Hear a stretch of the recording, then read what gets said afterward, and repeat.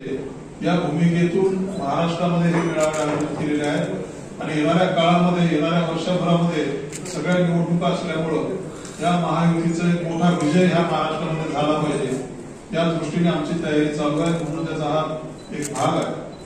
त्याच्यामुळं सगळ्या पत्रकार बांधवांना सुद्धा आमच्या पत्रकार बांधवांनी विचारलं की कोण कुठं आहे हेच लक्षात येत नाही, पण आमच्या महायुतीमध्ये सर्व घटक पक्ष आणि महायुतीतले सर्व पक्ष हे एक निवडणुकीला सामोरं जाणार आहेत हे दाखवण्यासाठी हा मेळावा आयोजित केलेला आहे। त्याच्यानंतर मी राष्ट्रवादीचे समन्वयक म्हणून ज्यांची निवड झालेली आहे। सध्या देशामध्ये लोकसभेच्या निवडणुकीचे वारे चालू आहेत। देशामधील नेतृत्वाने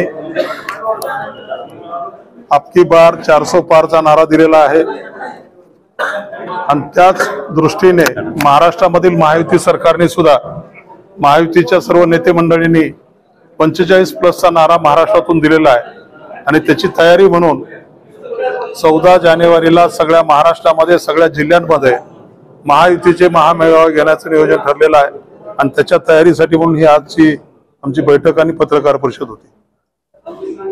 येणाऱ्या लोकसभेच्या अनुषंगाने भारतीय जनता पार्टीचा उमेदवार कोण असणार आहे?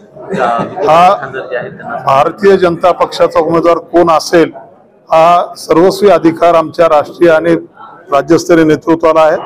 आमचे राज्यातील नेते देवेंद्रजी असतील, अजितदादा असतील, एकनाथरावजी शिंदे साहेब असतील, हे तिघजण मिळून जो उमेदवार आम्हाला देतील तो उमेदवार हा भारतीय जनता पक्षाचा उमेदवार असेल। महायुतीची पत्रकार परिषद घेत आहे आज।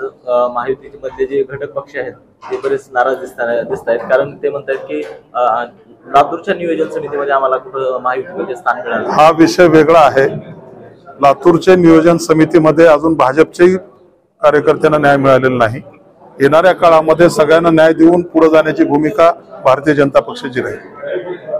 खासदारांचं काम चांगलं आहे आणि त्यांचंही नाव चर्चेमध्ये सगळ्या मित्र पक्षांना पण वाटतं की सुधाकर श्रृंगारे साहेब जे त्यांना टिकट असं काय? हा अधिकार आमच्या नेतृत्वाचा आहे। नेतृत्व जे ठरवेल तो आमचा निर्णय असेल आणि त्याच्याबरोबर आम्ही राहणार आहोत।